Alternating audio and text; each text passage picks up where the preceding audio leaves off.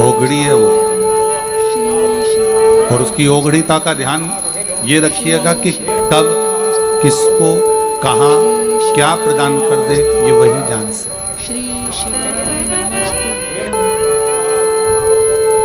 उसके सिवा कोई दूसरा नहीं जान सकता, ये वही जाने। होता है एक बार माता पार्वती जी ने भगवान शंकर से कहा, प्रभु ये संसार सागर बड़ा विचित्र है। तो शिव जी ने पूछा, पार्वती आप संसार में रहती हो, आप मृत्यु लोक में रहती हो, आप इस भूमंडल पर रहती हो, और आप ही कह रही हो कि संसार सागर बड़ा विचित्र है। आप ये संसार बड़ा विचित्र। और शिव जी ने पूछा वो कैसे? पार्वती जी बोली, प्रभु जिसको दुख मिलता है उसको दुख ही दुख मिलता चले जाता है, और जिसको सुख मिलता है उसको सुख ही सुख मिलता चले जाता है।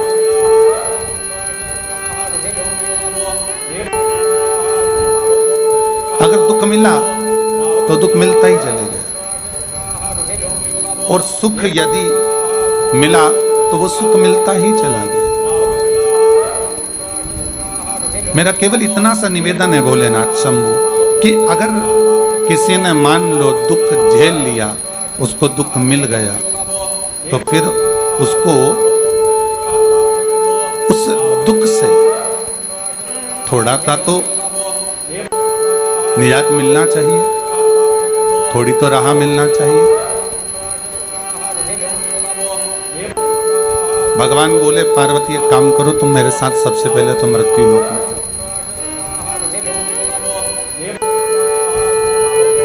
आप मेरे साथ पहले पृथ्वी पर चलो, और इस मृत्यु लोक में जहां अपन कैलाश पर बैठे हुए हैं, तो कैलाश से छूटकर अपन एक गांव में चलते। पार्वती जी ने पूछा, गांव में जाकर क्या करेंगे? नहीं, पहले आप रूप रखो, और एक जो संसार का मनुष्य जैसा रूप रखता है, संसार का मानव जैसा रहता है, वैसे आप मेरे जैसे बनकर आप मेरे साथ चलो। मैं भी ये जटाजूट बांधकर नहीं जाऊंगा, मैं भी ये जटा पहनकर नहीं जाऊंगा, और मैं भी ये मृगशाला पहनकर या बागंबर पहनकर नहीं जाऊंगा, मैं दिगंबर बनकर भी नहीं जाऊंगा। मैं तो एक संसार का जो मानव होता है वैसा की वैसा ही बनकर आपके साथ में जाऊंगा। आप एक गृहिणी बनना, और आप एक गृहिणी बनकर और मेरे साथ में चलो, और अपन एक गांव में प्रवेश करते हैं, और वहां थोड़े दिन रहकर आपको मालूम पड़ेगा कि दुख मिलता है तो मिलता ही चले जाता है, और सुख मिलता है तो मिलते ही चले जाता है। उसका कारण देखिए भाई, कई लोग प्रश्न करते हैं, महाराज जी भगवान ने अगर दुख दे दिया तो अब थोड़ा सुख भी देना चाहिए, और भगवान ने अगर सुख दे दिया है तो कभी कोई व्यक्ति नहीं कहता कि थोड़ा दुख भी मिलना चाहिए। पर यह हमारे कर्मों के अनुसार है।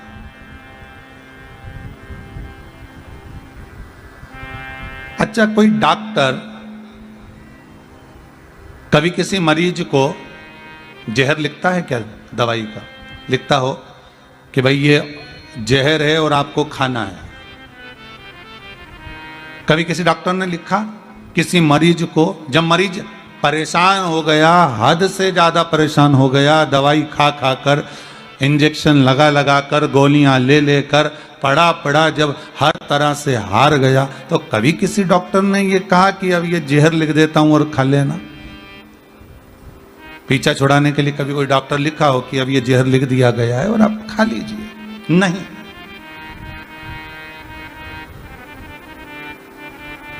डॉक्टर कभी नहीं लिखेगा कि मैंने जहर लिखा है और आपको खाना है, मैंने जहर लिख दिया है और आपको खाना है। ये डॉक्टर नहीं लिखेगा। उसी तरह परमात्मा जैसे मरीज कितना भी बीमार पड़ा हो, वेंटिलेटर पर पड़ा हुआ हो, आईसीयू में पड़ा हुआ हो, बहुत तड़प रहा हो, बहुत भुगत रहा हो, तो भी डॉक्टर उसकी दवाई में जहर नहीं लिखता।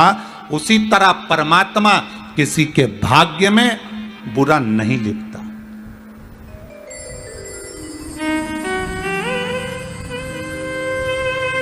परमात्मा कभी आपके लिए बुरा नहीं लिखेगा। परमात्मा कभी आपके लिए जहर नहीं लिखेगा। ना तो परमात्मा बुरा लिखेगा ना जहर लिखेगा। जैसे डॉक्टर भले कितना भी बीमार है, वेंटिलेटर पर पड़ा है, आईसीयू में पड़ा हुआ है, अंतिम सांसें गिन रहा है, भले वो तड़प रहा है, कुछ भी कर रहा है, पर उसके लिए ये नहीं लिखा जाएगा, डॉक्टर कभी उसके लिए जहर नहीं लिखेगा। उसी तरह हमारा परमात्मा हमारे लिए कभी बुरा नहीं लिखता। हमारा परमात्मा हमारे लिए कभी बुरा सोचता भी नहीं है। बस ये जरूर है कि हमारा कर्म हमको बुरा भोगने के लिए आतुर कर देता है। हमारा कर्म,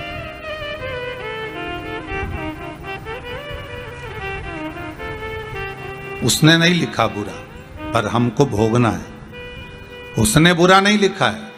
वो दुनिया का सबसे बड़ा डॉक्टर है, देवाधिदेव महादेव। जब अपने ससुर को बकरे का मुख लगा सकते हैं, अपने पुत्र को जब हाथी का चेहरा लगा सकते हैं, संपूर्ण विश्व का कल्याण करने वाला वो देवाधिदेव महादेव, संपूर्ण आनंद देने वाला प्रथम डॉक्टर है। वो पहला, कोई दूसरा नहीं, प्रथम।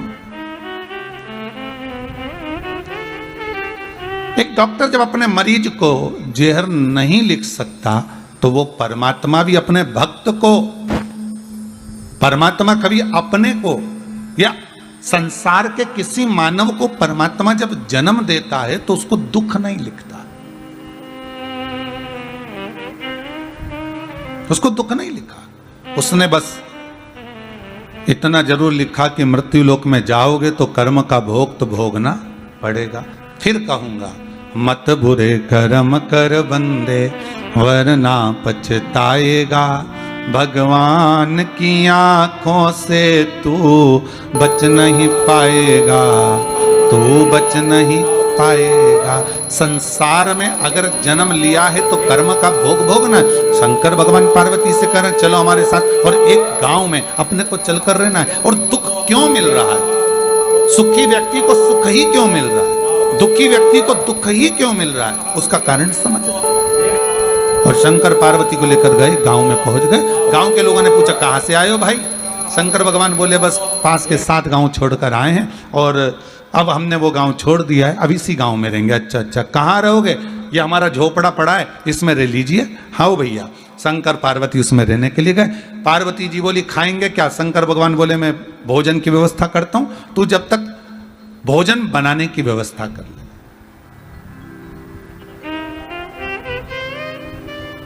मैं भोजन लेकर आता हूं, तू भोजन बनाने की तैयारी कर। पार्वती जी बोली ठीक है। और माता पार्वती जब अंदर गई तो अंदर जाकर देखा कि वो चूल्हा जो होता था ना पुराने समय का, मिट्टी का चूल्हा, तो पार्वती जी ने कहा चूल्हा तो है ही नहीं, रोटी काय में बनाएंगे, सब्जी काय में पकाएंगे, भोजन कैसे बनाएंगे? पार्वती जी गई और जाकर उन्होंने कुछ ईंट ढूंढी। ईंटें जो दीवार में चुनाई जाती हैं वो ईंट ढूंढी गई। अब पार्वती जी बहुत सारी जगह गई पर वो ईंट नहीं मिली। बहुत ढूंढने के बाद पार्वती जी एक झोपड़े के पास गई। वो झोपड़ा झरझर हो रहा था, वो झोपड़ा टूट सा रहा था, बड़ा कमजोर हो चुका था। पार्वती जी ने वहां से एक ईंट उठाई, 2 ईंट उठाई, 3 ईंट उठाई और उठाकर 4-5 ईंट पार्वती जी लेकर आई और आकर उन्होंने चूल्हा बना लिया। शंकर भगवान आए सामग्री लेकर और सूखा सामान लेकर। शंकर भगवान ने आकर कहा ले पार्वती भोजन बनाओ, तैयारी करो। चूल्हा बनाया। पार्वती कहे हाँ, ईंटें कहां से लेकर आई हो? पार्वती जी ने कहा वो एक मकान था ना, वो झरझर हो रहा था। एक मकान जो था ना वो टूट रहा था। एक मकान बड़ा कमजोर सा हो गया था, वो कुटिया, वो झोपड़ा, वो एकदम जर्जर सा हो गया था। उसकी ईंटें निकल रही थी, तो मैंने सोचा 4-6 ईंट इसी में से निकाल कर ले जाऊं। दूसरे के मकान की ईंट में लेकर आ गई और मैंने चूल्हा बना दिया। शंकर भगवान बोले पार्वती गजब करा तुमने, इतने सारे गांव में मकान है, एक से बढ़कर एक बने हुए हैं, और कहीं से ईंट लेकर आना था तुमको, और कहीं से ईंट लेकर आ जाते, फिर यहीं की ईंट क्यों लाने की जरूरत थी? बेचारा का मकान तो वैसे ही जर्जर हो रहा है, वैसे व्यक्ति का मकान जर्जर हो रहा है, वैसे ही टूट रहा है, वैसे ही वो मकान इतना झर आ रहा है, और तुम ऊपर से उसमें जो ईंट लेकर आ गई उसकी यहाँ की अरे पार्वती, अगर लाना था तो किसी अच्छे मकान के लिए करा जाती। पार्वती जी बोली, भोलेनाथ मैंने सारे मकानों में जाकर देखा, सारे मकान इतने बढ़िया बढ़िया थे कि उनकी ईंट निकालने का मेरा मन नहीं करा। फिर मैंने सब दूर घूमने के बाद जब एक जगह पर जाकर देखा तो एक मकान झर्रा रहा था, एक मकान बेकार टूट सा रहा था। उस मकान की ईंट में लेकर आ गई और मैंने लगा दिया। शंकर भगवान ने कहा, पार्वती तुम्हारे प्रश्न का उत्तर मिल गया कि दुखी व्यक्ति को दुख ही दुख क्यों मिलता रहता है और सुखी व्यक्ति को सुख ही सुख क्यों मिलता रहता है। जैसे पार्वती, तुम अच्छा मकान देखा तो तुम उसकी ईंट निकाल कर नहीं लाई, तुमने अच्छा भवन देखा तो तुमने उसकी ईंट नहीं निकाली, पर जो मकान झरझरा सा हो गया था, जो मकान टूटा सा हो गया था, जो मकान की ईंटें झर रही थी, जिस मकान की ईंटें नीचे गिर रही थी, तुमने वहीं की ईंट निकाली। पार्वती जी, शंकर जी कहते हैं बस तुम्हारे प्रश्न का उत्तर यही है, जिसने इस मकान को सवार लिया, जिसने इस मन को सवार लिया, पार्वती जी जिसने इस मन को सुधार लिया, भगवत भजन से, स्मरण से, शिव कथा से, राम कथा से, कृष्ण कथा से, भगवान की भक्ति से, जिसने इस महल को, इस मकान को, इस भवन को संभाल लिया होता है, फिर उसको दुख नहीं मिल पाता है। पर जो मकान झरझरा सा हो जाता है, जिसके भीतर काम, लोभ, आसक्ति, वासना, तृष्णा, ये सब जिसके भीतर भराती चली जाती है, बस उसी की ईंट निकलती चली जाती, बस उसी की ईंट निकल रही है। दुख क्यों मिल रहा है? दुख मिलने का कारण क्या है? क्यों तकलीफें मिलती है? उसका कारण क्या है? हम मृत्यु लोक में जन्म तो ले लिए, हम पृथ्वी पर आ तो गए, पर इस पृथ्वी पर आने के बाद हमारा जो कर्म है, हम उस कर्म से वंचित हैं, हम उस कर्म से वंचित। किसी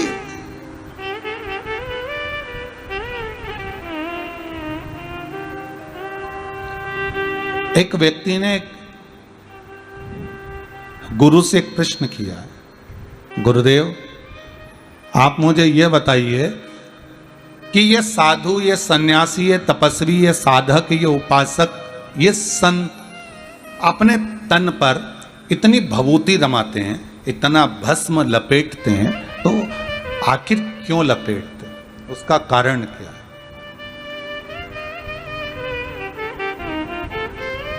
उस भस्म को लपेटने का कारण क्या हो सकता है? उस भस्म को शरीर पे लगाने का कारण क्या हो सकता है? शंकर की कथा करे, गुरु कहते हैं, लिंग पुराण कहती है, भगवान का भजन करने वाला, सत्संग करने वाला, सत्संग करने वाला, जो शिव का उपासक होता है, वो अपने तन पर जो भस्म रमाता है, वो केवल ऐसे ही नहीं रमाता। 3.5 करोड़ रोम छिद्र जो ये मनुष्य के शरीर पर हैं, ये 3.5 करोड़ रोम छिद्र ये शंकर के शिवलिंग का ही प्रतिबिंब है।